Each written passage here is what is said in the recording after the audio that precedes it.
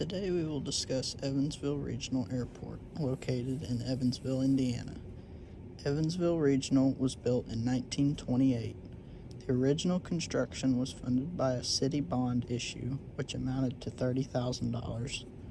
Over the years, various improvements have been made, such as new jet bridges in 2012, a $67 million runway relocation and expansion in 2014, and the installation of a large solar-covered airport parking canopy array in 2020. Evansville is located in the southwest corner of the state, near the juncture of the Ohio and Wabash Rivers. Evansville Regional Airport provides airline service to the tri-state area, which consists of northern Kentucky, eastern Illinois, and southern Indiana. Evansville Regional Airport is a non-hub primary service airport.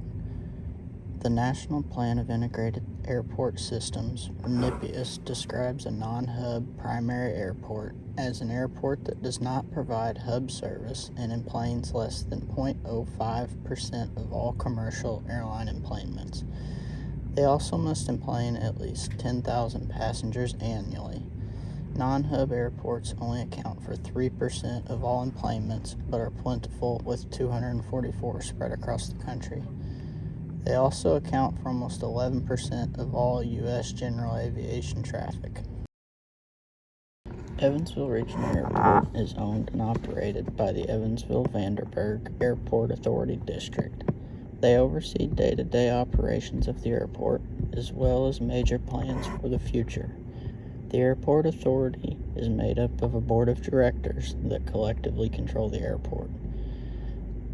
This board is made up of 5 individuals who are appointed by both the mayor of Evansville and the Vanderburgh County Commissioners. According to the KEVV website, these board members have the final say on the financial and policy-making responsibility for the Airport Authority. Its budget is also approved every year by the County Council. The lighting at KEVV is at the very top of other airports when it comes to lighting systems. KEVV has lights on every runway that run from dusk until dawn. The beacon at the airport is colored white and green. Runway 4/22 has a 4-light PAPI on the right visual slope indicated, and that'll be left on runway 22. The runway edge lights are high intensity. Runway approach lights are 1,400 foot medium intensity approach lighting system. Along with runway alignment indicator lights, the runway has both runway end lights and also touchdown point lights. Now onto the other runway 18-/36. It has a full light PAPI on the right visual slope indicator, and that'll be left on runway 36. The runway has runway end lights, but this runway has no touchdown point lights. The runway edge lighting is high intensity. Now onto runway 9/27. It has medium intensity runway edge lights, but the runway has no end lighting, and the runway also has no touchdown point lighting. So if it's dark outside, you would probably want to land on runway 4 or runway 22. That runway has the best lighting. On to obstacles at KEVV.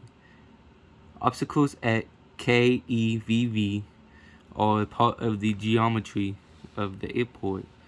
Obstacles can be very dangerous for aircrafts, and also pilots need to be aware of them. On runway 4, there's a tree 5,713 feet away from the left of the center line. Then runway 22 has a pole 808 feet right of the center line.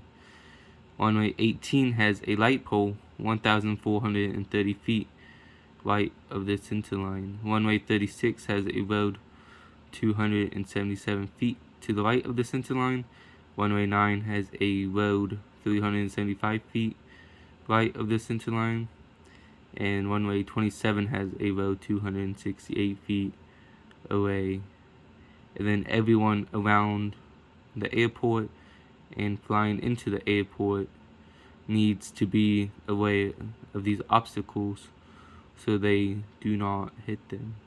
And the source for the lighting systems and the source for the obstacles are both www.airnav.com /airport/KEVV.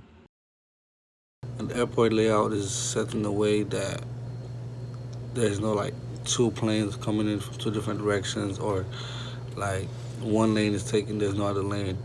And the KEVV features these three runways. Runways 4/2 is 8,000 foot long and 1,150 wide, and is used primarily for airlines operation and large business jets. Runways 18/16 is used most often by smaller GA aircraft or as a crosswind option for airlines.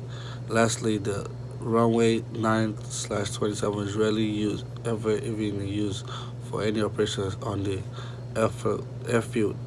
KEVV also features the one fixed based operator or FBO that provides various service for GA and business aircraft. This FBO has a ramp which is non-movement area along the west side of the runway 1836.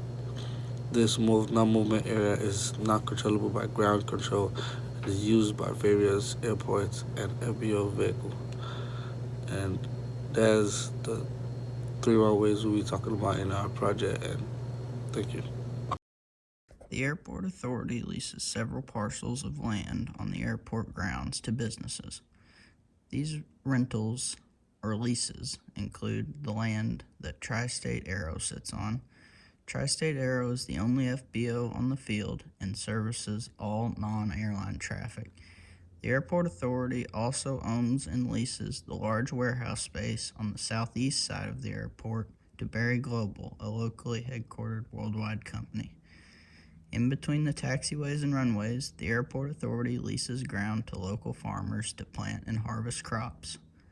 On the southwest corner of the airport, Hampton Inn leases the property that their hotel is located on as well. With this extra form of income, the Airport Authority is able to charge lower rates and fees to airlines who use the facilities.